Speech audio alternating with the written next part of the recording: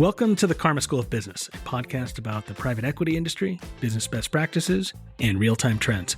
I'm Sean Mooney, BluWave's founder and CEO. In this episode, we have a wonderful conversation with Jay Jester, partner with Plexus Capital. Enjoy.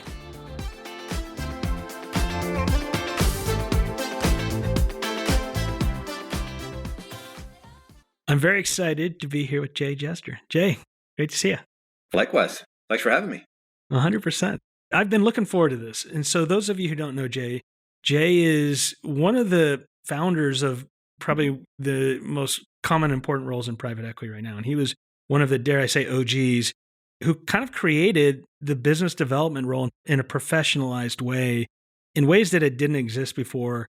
And then certainly many people I knew kind of mentored them in terms of how to be a true professional as a private equity investor, and also someone that can kind of be that forward-facing integrator and definitely kind of maneuver the arts of humanity in private equity. So it really is a pleasure to be here with Jay. Well, thanks. That's high praise.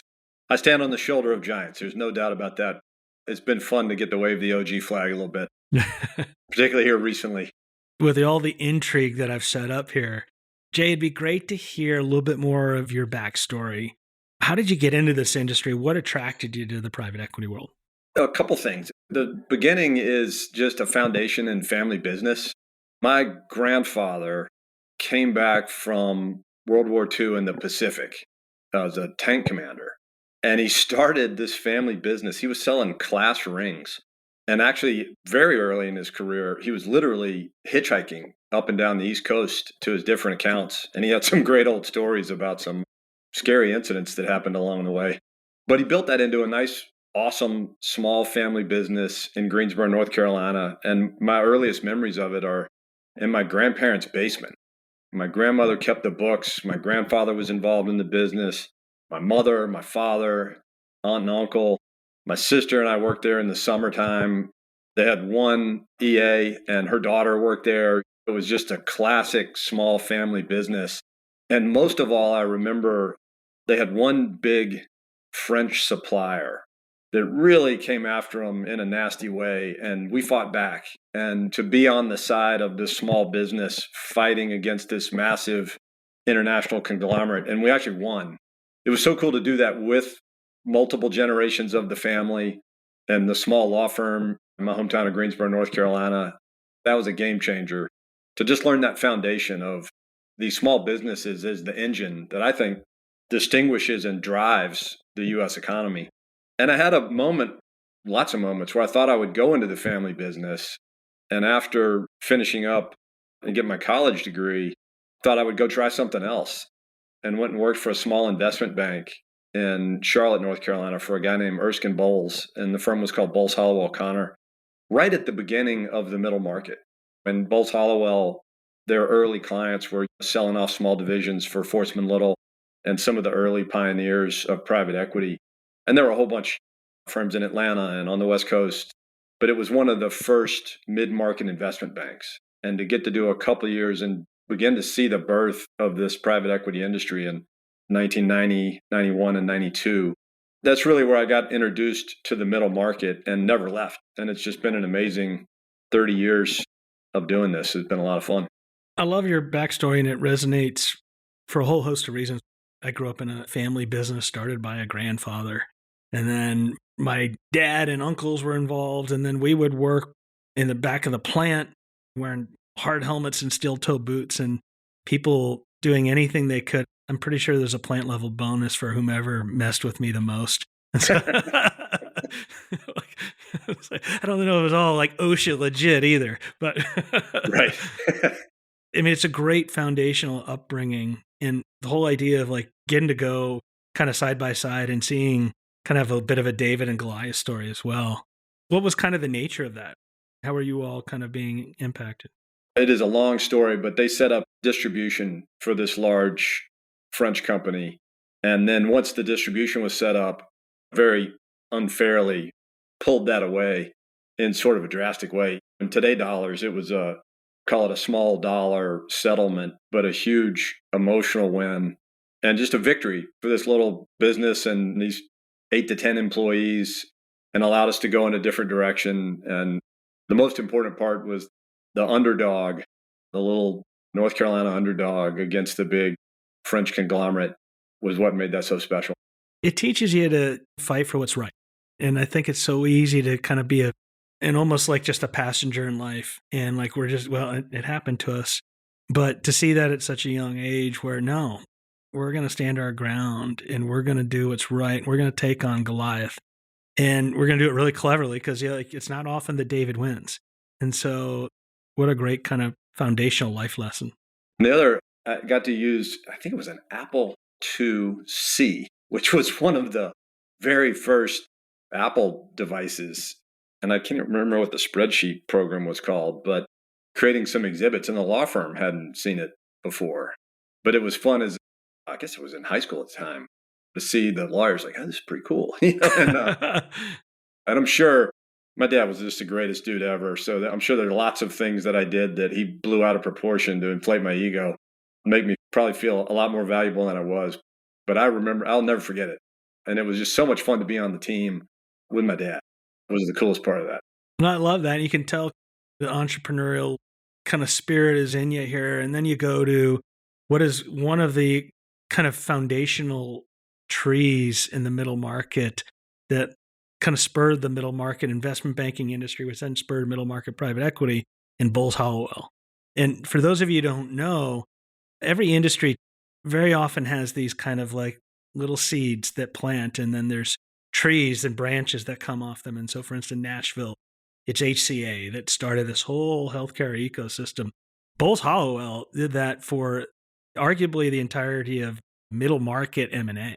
They were one of these storied firms. And I remember when I entered into investment banking, not that long after you, but everyone had a Bowles Hollowell story. It was cool what they did. That was Erskine Bowles. He grew up in Greensboro, North Carolina also, and he came back to North Carolina to work on, I believe it was his father's gubernatorial bid, and stayed and said the small deals need a non-Wall Street champion. And he had built great relationships.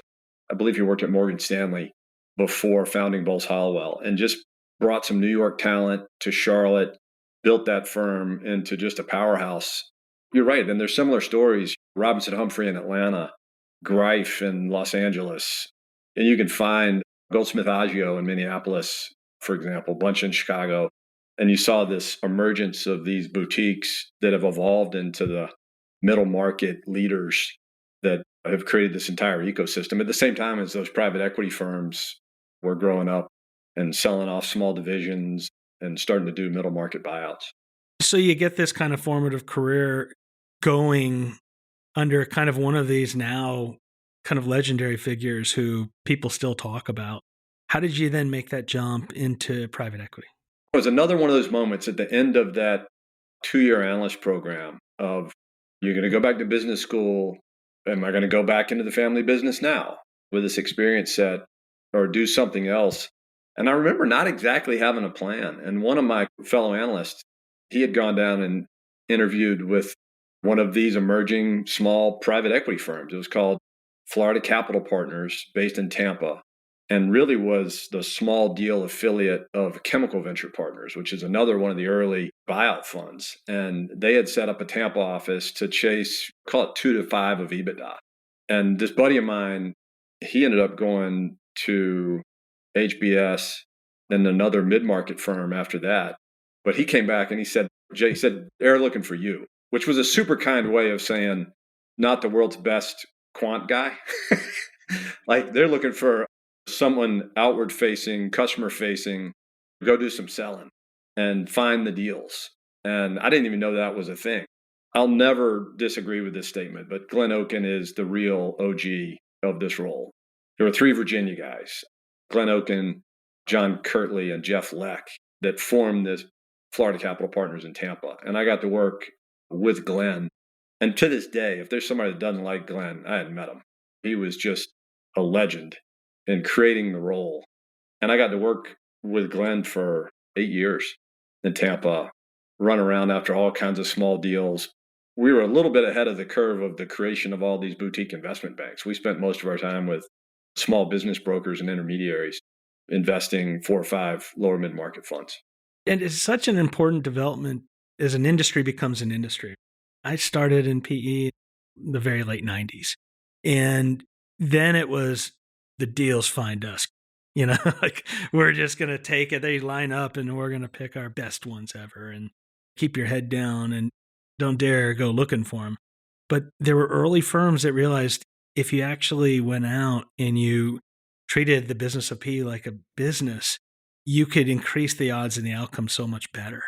And now it is 1,000% industry standard in virtually every private equity firm. But when you are getting going and some of your mentors will get going, it seems like, of course, right now, but back then it was really kind of visionary. And so what you all created, I always looked up to as that makes a lot of sense. You're nice to say that. I feel like treating our channel partners like channel partners is what we did. And you're 100% right. Like in the world of private equity, the default posture was these investment bankers stand between me and a proprietary deal. And I just remember people saying like, oh, if you could just find the deal before the investment banker finds it, then you got a shot at a great return, which is basically that lets me make money on the buy. And there was a time, and it was actually a little bit before my time, where just because you had the equity and you could offer an alternative, it's like reading Red Notice. The deals that could be done because you were the only buyer were in really wave one of modern private equity. And it was this fight against the intermediaries for the proprietary deal. And I think quickly, as we went from a dozen private equity firms to what are there, like 3,000 today or something, you start to realize, no, we need each other. The investment banks need us because they want to sell the companies 3 to 5 years in, and we sure as hell need them. And it took the industry a long time to realize this. But in a lot of cases, a really good banker who prepares a company for sale, prepares a company for the fact that it's going to take 9 to 11 months to run a really good M&A process. You need that expert. And in a lot of cases, it's not a bad thing to have some competition and to create that momentum and that catalyst for a deal to happen. I'm really proud of how we carried it through to Audax. I feel like it's one of the few innovations that started in the small deal market or the lower middle market and has kind of infected its way up into the big deal market. And the partnerships that we built at Audax with the core mid-market investment banks, where we had to continually do what we said we were going to do, as those banks did. If the banks over-polish something or over-burnish something, that should hurt them the next time we go to buy from them. If we are retrading on LOIs and treating management teams poorly, that should hurt us. As the ecosystem matured, it forced everybody to show their true colors. And you had to think about your reputation. You had to think about being good actors. It's like every other industry, you develop this ecosystem. I don't care if it's book publishers and authors, artists and art galleries, wherever it is, that ecosystem develops as the industry matures. And I think it's a good thing. I love those points there. And so often, particularly in kind of financial industries, at least those that start there, it's easy to get this transactional mindset and this kind of zero-sum game mindset that someone wins, someone loses, there's a buy, there's a sell. And I think a lot of people get caught in that kind of limited and capped mindset. But what you're describing here is kind of like lessons from macroeconomics. If you create this symbiotic nature, you create this ecosystem, suddenly the surplus gets bigger for everyone, and everyone in the entire ecosystem benefits.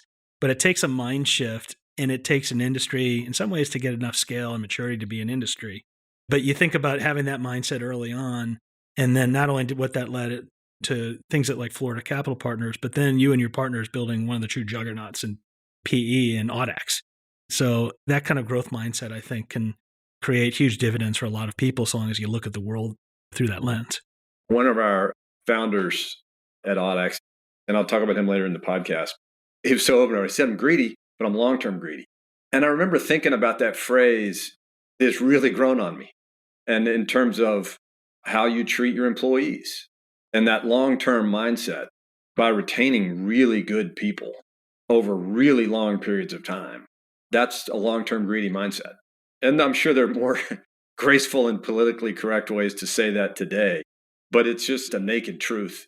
And I think the same thing works in, this is the way we keep score in just about every business is dollars and cents.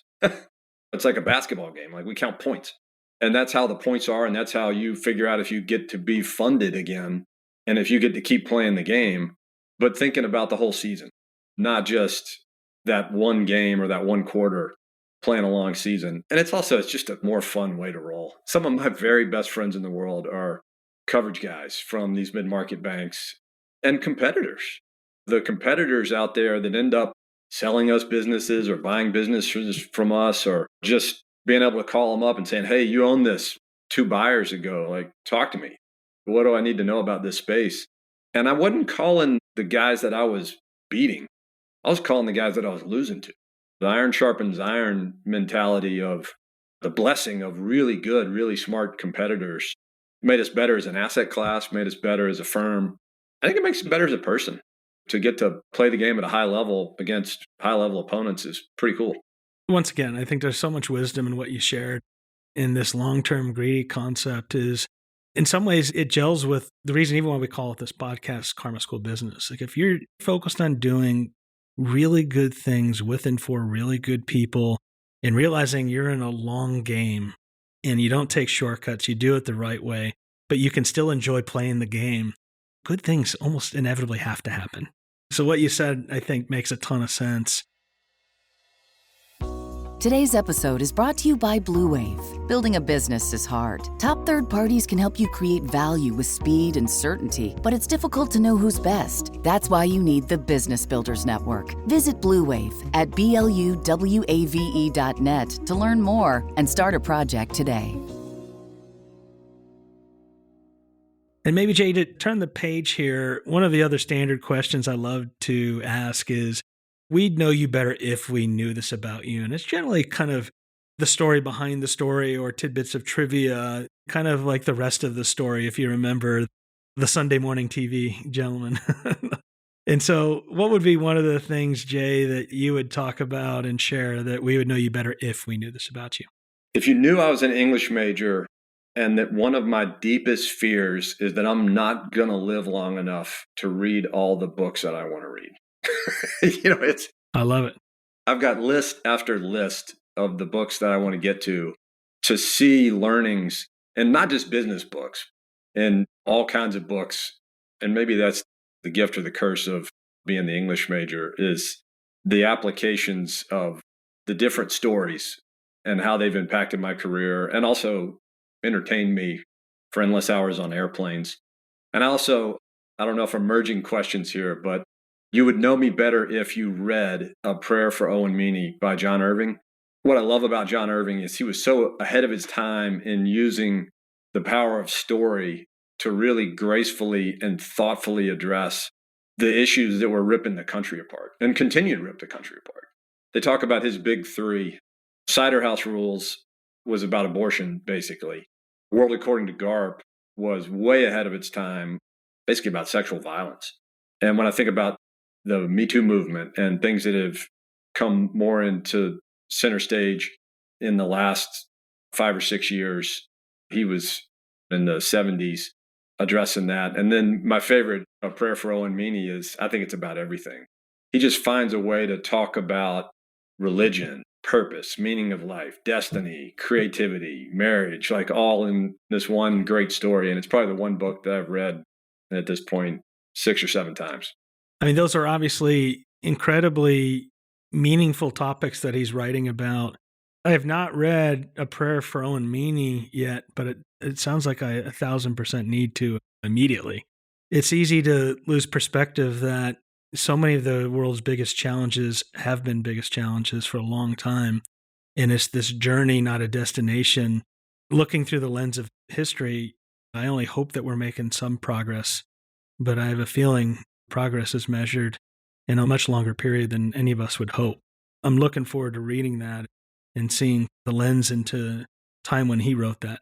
Everybody talks about polarization, and I'll go back to Cider House Rules. He tells a story, and he tells both sides of the story without preaching, and he begins a conversation. Whatever your position is, you can't read that story and not feel differently. And we've gone the other way, where you take a divisive issue, and either we don't talk about it or we scream about it. And neither of those solutions works. That's why I admire the guy. But it's one of the things that I think we've lost over time is the ability to have an open and honest and thorough discussion about both sides of an issue. Yep. And not being captured in one bubble or the other that often kind of pervades a geography or an ideology.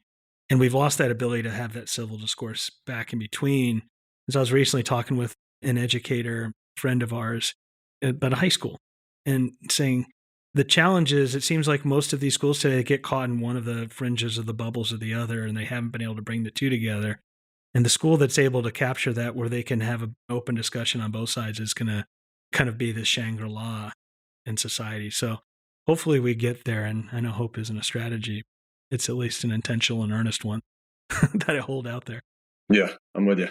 Maybe thinking of tough things to overcome, and maybe not as kind of heavy as some of the topics we've touched base on. And that's for another discussion.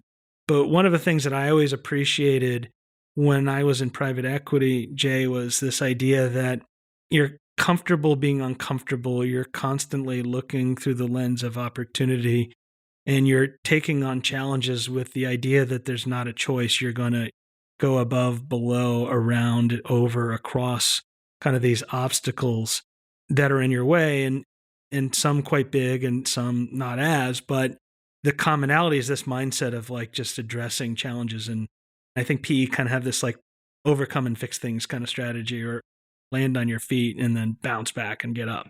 I'm curious, Jay, what are maybe some of your experiences that you've had that are in this kind of like, here's a challenge, let's kind of go around it, above it, or below it, or get used to being uncomfortable as you're taking one step at a time? Yeah, there's a few that I've sort of thought about. And the most real one to me was just leaving Audax. And it's so interesting to look back on that decision. And also, like, as I'm mentoring young people or talking to my kids and stuff, I feel like almost always there's this tension of, should I keep doing what I'm doing now, or should I go do something entrepreneurial and something new? I mean, I feel like I've had 3 jobs in my whole life. So I'm not the typical millennial who's, what do they say, they're going to have on average like 9 jobs or something like that. I'm going to get another OG label on being the old corporate gray man. But to think through, and my wife always uses this phrase, she says, especially to our kids, she's like, bloom where you're planted.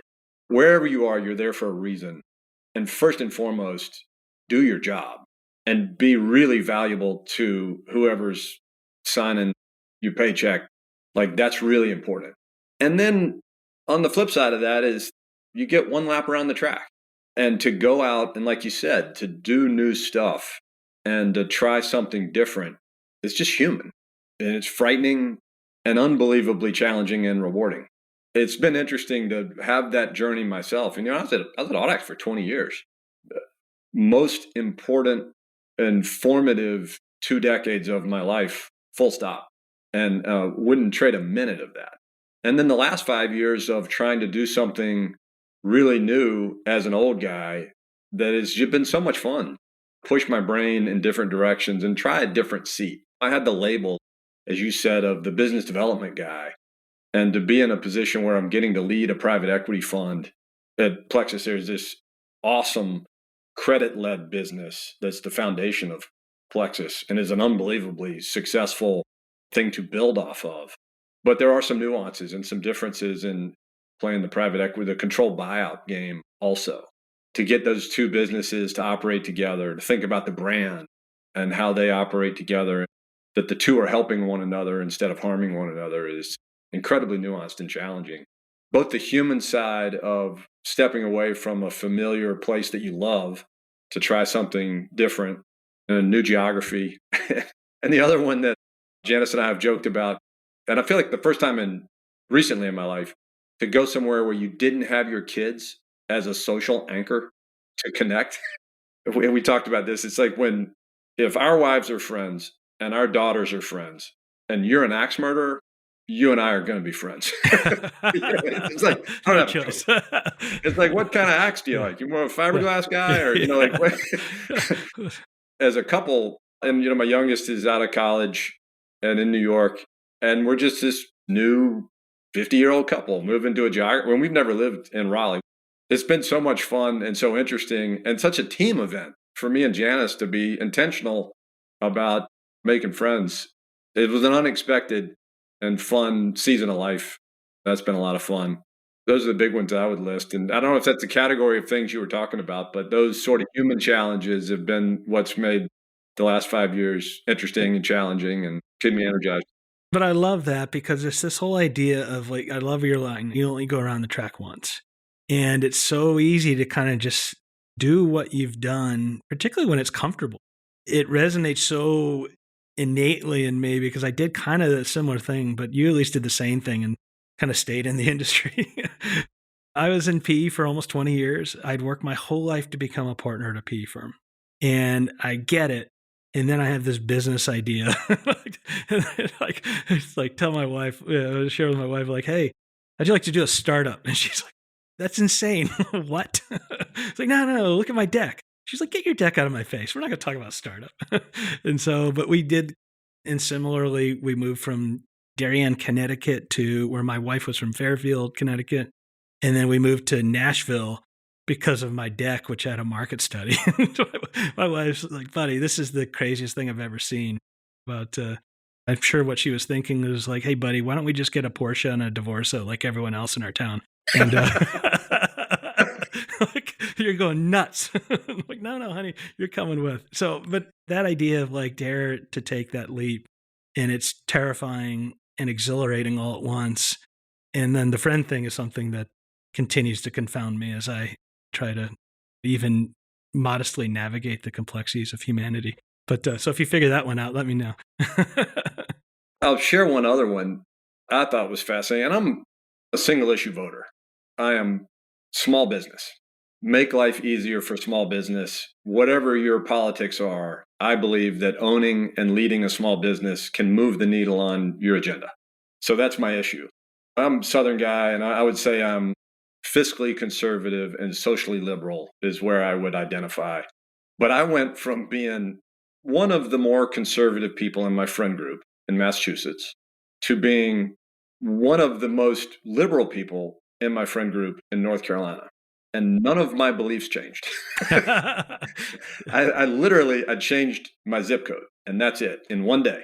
It is fascinating to live in a different part of the country. That was just interesting and challenging stuff that in a small geography, what becomes normal just because you've been there for a long time is not the way everybody experiences the planet. And it's just a great reminder of that. It's been really fun dealing with that aspect of life as well. And just as an old guy, trying to fit in is fun and challenging. That's well said. And everything is relative, not only by geography often, but time, as we've kind of talked about. So there's some really interesting recurring themes in our conversation here. And one of the things that I think we all agree on is probably the most important thing in business and certainly life is people. And this whole idea that it really matters. I've shared this before on this podcast. The more and more I read about ChatGPT, the more calls for executive recruiters and interim executives and organizational effectiveness groups we get from other PE firms. They get it. The industry knows you can't transform and create value without people, but it's still really hard. And I kind of go back to like the mantra of like the late 90s, early 2000s when PE was this very linear, logical kind of arbitraging business. And the mantra was business would be easy if it weren't for the people. And you're kind of like, what? And like, oh yeah, we can only do this from our Bloomberg machine. And today the industry is all about the people, as we've talked about. It's the challenge is that now it's this symphony of interconnected motion between the private equity firms, the operating teams, the portfolio companies, their executives, their teams, and all of this is moving at the speed of light because there's just no time. And so I'm curious, Jay, how do you think about gaining alignment and given all this motion at play and getting people to work more effectively together? There's a lot of big thoughts in there. And I like the way that you talked about it. It's like all these new tools. We had a conversation inside Plexus of what are our durable, differentiated competitive advantages. And before I got here, Mike Becker, my partner, he built one of the great brands in the lower middle market. I can't find anybody who doesn't know Becker and the work that we do with independent sponsors. It's awesome. And that was one of the things that we identified was the brand of good people, all the stuff that we talked about earlier, like being a good partner in the ecosystem, playing the long game. That was a competitive advantage. And we've got a great tech stack, but everybody's got a tech stack. We've got a big team of really smart people, but there are lots of firms. In fact, just about every private equity firm you can imagine has a big team of really smart people. And then as we kept rooting around, it's like the culture that we've built and how these people work together, we think is durable and differentiated. And the way that we interface with operating partners, I think a lot of private equity firms have this mindset that it's all about the deal engineers. And I think we have this mindset at Plexus that everybody's a specialist.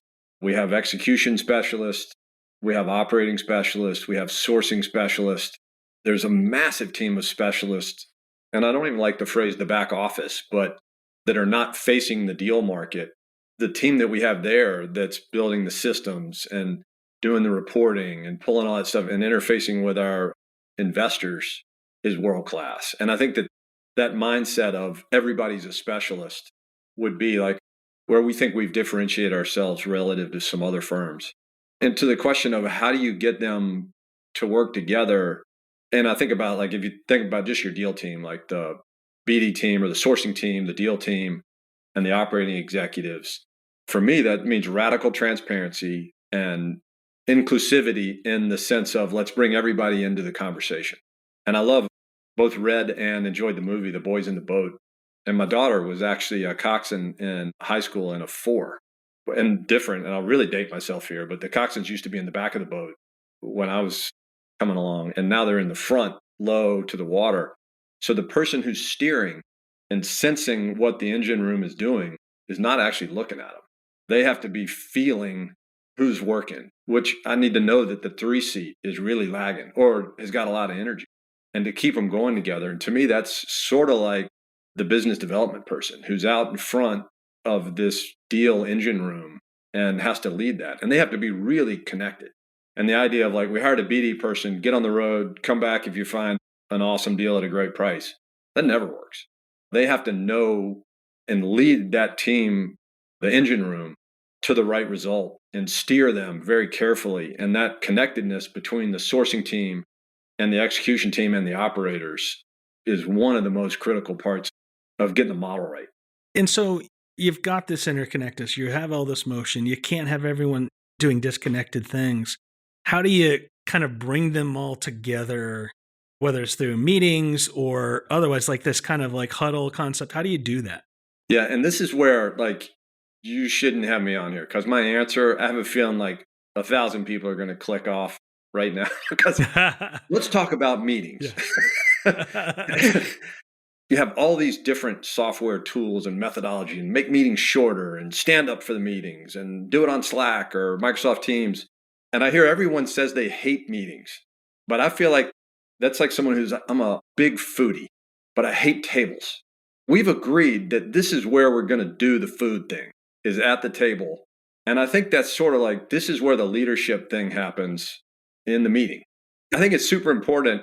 And making it relatable here, I have started thinking of meetings, particularly a weekly repetitive meeting.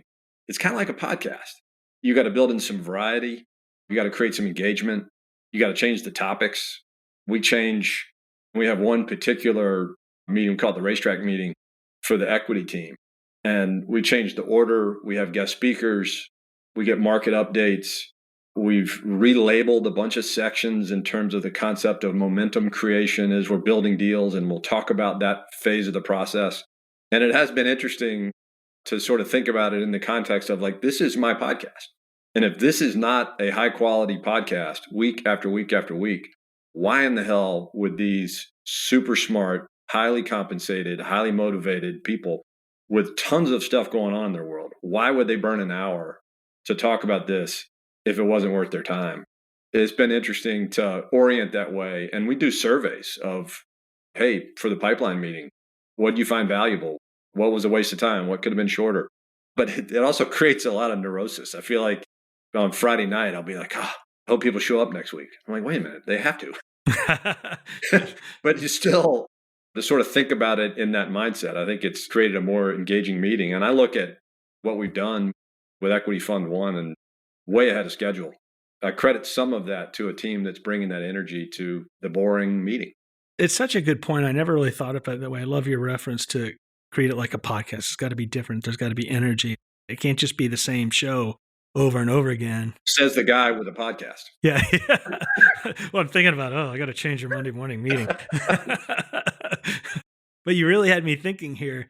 For those of our listeners outside of private equity, most private equity firms have a quite similar sequence in that Monday morning they get the various teams together. They talk about in some predictable pattern of deals that they're assessing through various phases of the funnel, all the way through conversion into a new deal, and then some sort of touch base on the portfolio. And that's kind of the 80-20 that most PE firms do. And our company here is not a whole lot different. We go through a very predictable kind of cadence in some ways because it gives everyone in the company a sense for that pulse you've been talking about. You're the coxswain. You understand how the entire engine is performing. And if people dare to lean in, they get a sense for how the entire business is working. Now, at the same time, you got to make it a little bit interesting and you got to mix it up. And that's actually something I took to heart right here during our conversation because we do it. And I think it gives people tremendous insights. But if you don't mix it up, it becomes kind of just like the same song and it fades out into the background. So it's for those of our team members listening to this, there's going to be some changes coming. Yeah. Watch out. They're like, oh no, more changes. Like a couple of things that we think about in the meeting to engage people. There's a book was called $1 Trillion Coach. And one of the things I really took away from that book was this mindset of if you're in the meeting, I expect to hear your voice. And so how do you, other than saying, I expect to hear your voice, how do you convey that? And one of the things that this guy did is he would ask a question at the beginning of the meeting. And we've adopted this at Plexus and we call it like the check-in question. It could be like, what's your favorite book? So we had our annual meeting last week. And this is one of my favorite questions. Our managing partner asked, what was your favorite moment of the annual meeting? And we had this one panel of right in the heart of it that a lot of people touched on, but there were 1,000 little moments that people shared after that one was taken about interactions with LPs or watching a CEO tell the story of this deal to this LP or people that met one another and talked about just funny little things that happened. And you can see everybody engaging in the meeting, which is like, I can count 7 people from now. I got to answer. When I first came to Plexus, I remember being like, guys, let's do the math. There's 35 of us. It takes 3 minutes each. Like, this is money. We are lighting money. That was going to be my next question. How do you do the round robin? And I have come full circle on this is the most valuable for our Monday check-in. It probably takes us 45 minutes. And it achieves everything else that we have all these systems to try to do. I know my teammates better. I know what's important to them. I know how they're doing. And as you do it more and more, people will share some vulnerable stuff. And it's not like you're eavesdropping on somebody. They're invited to share it with the room is how are they showing up for that meeting? And that's then carried over. You talk about an investment committee. If I know that you got in a massive wreck on the way to work this morning, or that you got to school and your kid broke their ankle stepping out of the car and you had to go here, to get here, that is so valuable to know that before we lean into a hard conversation about a controversial deal. That check-in concept has sort of been step one of the meetings. The other one that we try to pull out is another great book. It's called The Power of Moments. I think it's Chip and Dan Heath. Finding ways in that meeting to highlight for the team the really powerful moments. And there are so many moments that happen in the life cycle of a deal. And it can be like this person got equity for the first time, or the investment banker that shepherded us through this whole exit process made managing director on the back of our deal, on the success of our deal. Like to share those moments along the way with the team, which everybody talks about this. Like, how are you bringing purpose to work, particularly for young people, particularly in today's environment? And to open your eyes to the really powerful moments that are happening along the way in the deal sequence. One, it's made it a lot of fun. And two, it achieves that sort of secondary goal of infusing this high-functioning organization with the purpose that leaders are trying to do. I really like that as well.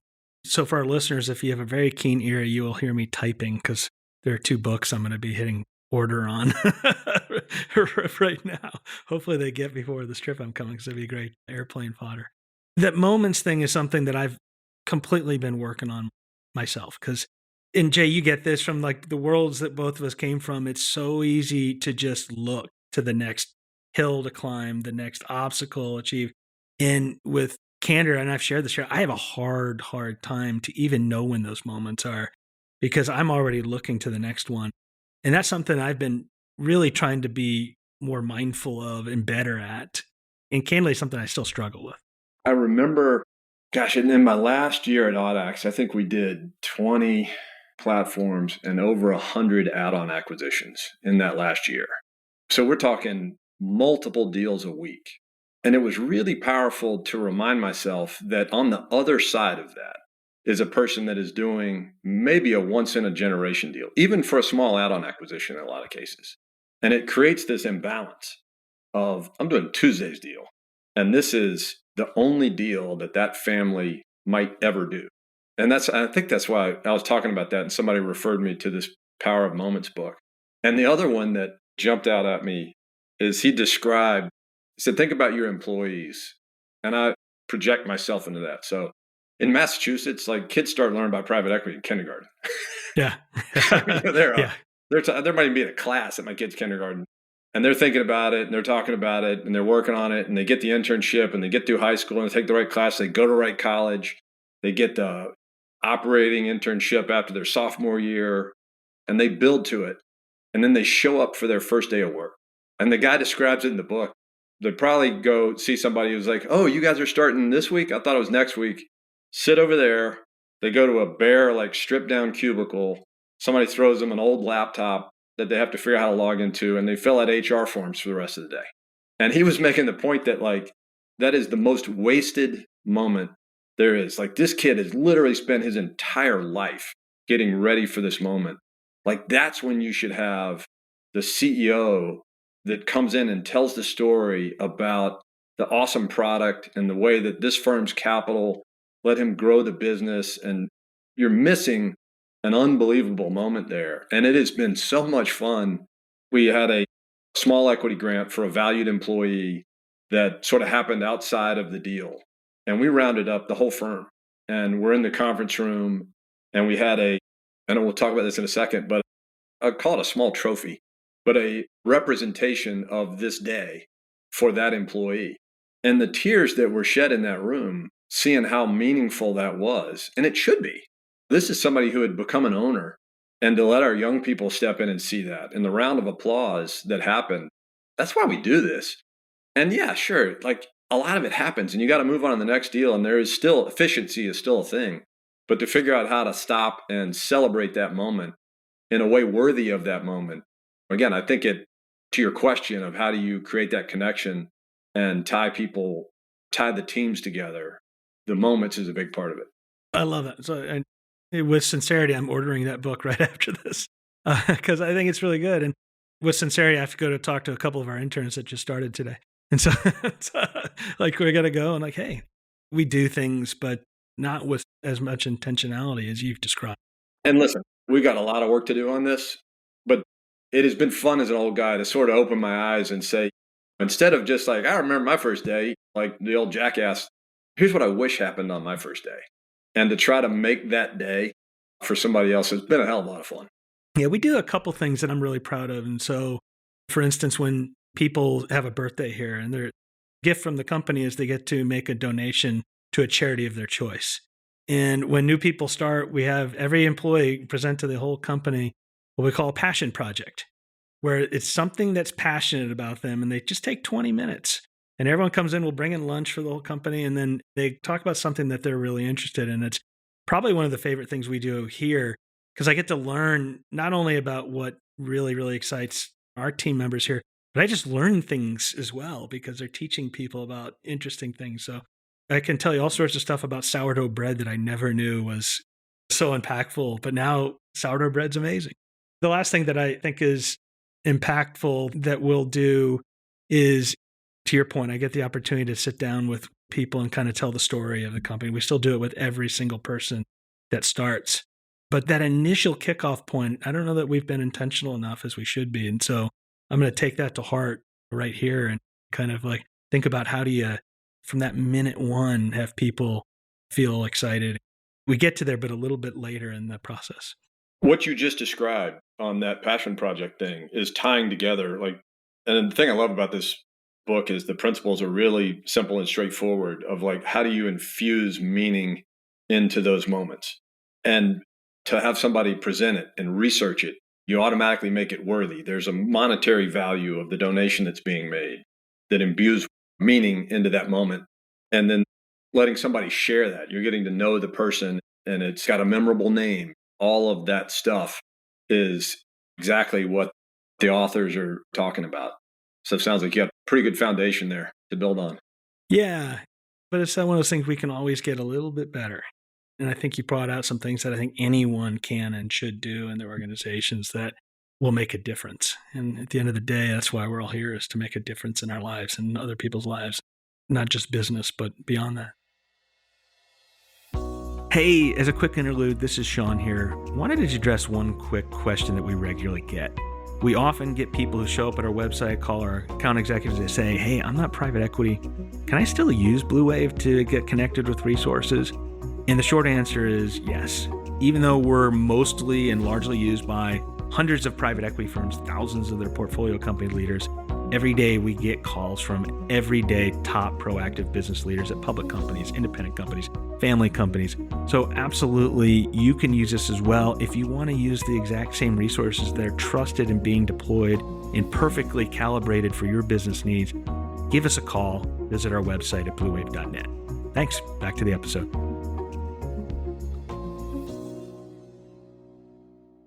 Jay, one thing I'd love, maybe kind of turning the page here, is as we're getting introspective here, I always like to think back, and I think in a healthy way of like, oh, if I could go back, here's some things I would have benefited from, with full awareness that 22-year-old myself probably wouldn't listen to 49-year-old myself.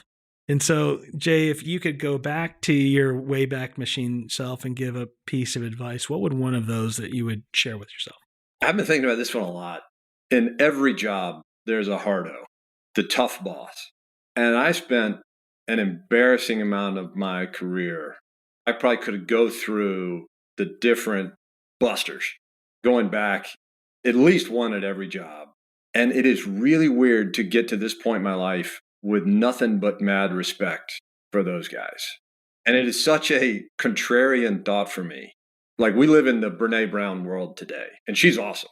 If you haven't seen her on Netflix or read her books, it's like stand-up comedy that you get to learn from. Fantastic speaker, and about caring for people and seeing them where they are and getting down in the well with somebody. But the epiphany for me, we'll all agree that the Brené Brown mindset is really valuable. And what I've realized is, as I look back over the journey and the arc of my story, the people that were willing to stand and guard the wall and be the standard bearers of excellence were making this amazing sacrifice that allowed me to be the nice guy. And I'm not going to name names, but as we were building the juggernaut of Audax, and anyone who's ever worked at Audax will know the person that I'm talking about, we had a very senior person who was a stickler about being on time for meetings, the superfluous use of modifiers, weather excuses, stuff like that in investment committee or in portfolio reporting. And he made us better. And he held the standard for the whole company, for hundreds of people. He made us more efficient, and we got more done in a day because he was willing to hold that line. And he was consistent every day. I never saw him falter of the 20 years. And whether this was checking the math, finding typos in documents, and just creating efficient documents. But in addition to holding that standard, he created this gracious leadership opportunity for me to be the nice guy. And to go in, there could be a deal team that spent all weekend or multiple weekends getting something ready, and they could get dressed down for the typos and the errors and the omission of something. They still did a ton of work, and somebody had to hold that standard. And then somebody, the gift, I got to be the guy in there, like patting them on the back, like, look, awesome, 95% work, but we got to get that last 5% done. And we got to do it to the standard that we're expecting. It's been interesting as the old guy to look back and say, it is so easy. The whole organization will be with you to judge that person and to talk about how they care about this little petty detail instead of the big picture. Like one of my old man learnings is that may be the person that cared the most about the organization because they were willing to sacrifice the easy friendships. It is so easy to be the friendly, old, cheerful partner that buys a lunch and takes everybody else out for drinks and gives everybody an attaboy. And it's really friggin' hard to be the standard bearer. And so any young person listening to this, there's that hardo in your office and you're just judging them and you go home hating them and you crack jokes about them. And the lesson would be cut them some slack. That might be the person. There are some sociopaths that do that, but that might be the person that cares the most about your organization. And they might be intentionally making a really massive sacrifice that lets you pretend to be the good guy. It's such great advice and uncommon advice in an amazing way, in that what you're describing, like being that hardo, that takes courage and that takes energy, because as your point, it's so much easier to be the easy person. It's so much easier not to hold that standard because holding that thing in the air takes a lot of energy. We've all felt that. It's exhausting. And I think most people in life who have to do that, they prefer not to have to do it, but someone has to. And it's kind of like the Bill Belichick, do your job. You see Bill Belichick on some of the shows now. You see this guy actually has a personality now that he's not having to carry that standard. He's laughing. I don't think I've ever seen a smile on Bill Belichick's face. But apparently those who know him say in real life, outside of the work, he's a pretty good person. But someone has to be, I think the way you said it so eloquently, is like the keeper of that standard. And it requires your own sacrifice. I appreciate you bringing that up because every company needs to have that. Most of them don't enjoy it, but someone has to do it. In ways, there's an element of grace, allowing others to do the softer backpedalling. And as I reflect on my career, every place I can see that person now in ways that I don't know that I ever even saw until you've kind of said it like that. And other than one who was probably a sociopath, the others now have a newfound appreciation in ways I didn't have before you kind of just shared this. And to the concept of like stepping outside of your own industry, you and I talked about this before. I'm going to go to Normandy for the first time this summer. And it's been so much fun to go read the Stephen Ambrose books and to think about that metaphor of the early company commander or the drill sergeant whipping the troops into shape because he wants them to live. Obviously, that's a different stage. But as we talked about, this incredibly competitive industry. And I like the Mark Andreessen comment, the way you do anything is the way you do everything. And somebody saying, this is how we're going to show up, and this is our brand, and this is how we're going to be known. It's a gift. And you need both. You need the inspirational characters, and you need the guys to lead the charge and to pick people up after a loss. They're all in there, but I do feel like sometimes in the world we live in today, we've gotten a little soft, and we forget that you need both sides of that sword for complete leadership. It's like a lot of things, sort of the inspiration versus the standards, the leadership versus the friendship, leading versus training, all those things, nurture versus accountability. It's fun to look back and realize there's a bunch of different spectrums and finding that balance point that's right for the organization. That's what I think makes private equity just the coolest business in the world, because we'll find a company where the leadership is just all spirit and motivation. And one of the important strategies is back them up with a really good COO and a really good CFO. And then there'll be super engineering focused creators, but they hadn't figured out how to inspire the troops, so to speak. And to find that balance in the chemistry is what the engineers call a wicked problem. And that as soon as you think you've solved it, the problem finds a way to change and morph. And you got to keep changing it. And I think it's what has made this life I've been lucky enough to live so fascinating is it is literally different every day. It's a never-ending puzzle. And so if you like puzzles and games and things, the one that you've chosen it's fascinating because it's three-dimensional and it's constantly in motion. If you ever feel like you figured it out, you've probably lost. Yeah. Yeah. You've shared, Jay, really some very, very thoughtful insights, many of which are going to cause Amazon boxes to show up at my door tomorrow. So sorry to my wife, Kate. That's one of the problems I have is these podcasts cause me to hit buy instantly. But it is really a tremendous amount of things that I hadn't really thought about before. So, Jay, thank you for spending some time with us today, sharing these perspectives and kind of hard-earned wisdom earned, because I learned truly a lot of things that I wish I knew before. So for that, I'm grateful. It's nice of you to say that. I've also learned that about the nicest thing you can do for a person is to listen to them. And you've done that for way too long. But enjoyed the conversation, and thanks for having me on. I really appreciate it. Yeah, and it was truly an enjoyable one. I've learned all sorts of stuff. So thanks again, Jay, and I'll see you soon. Good stuff. Take care.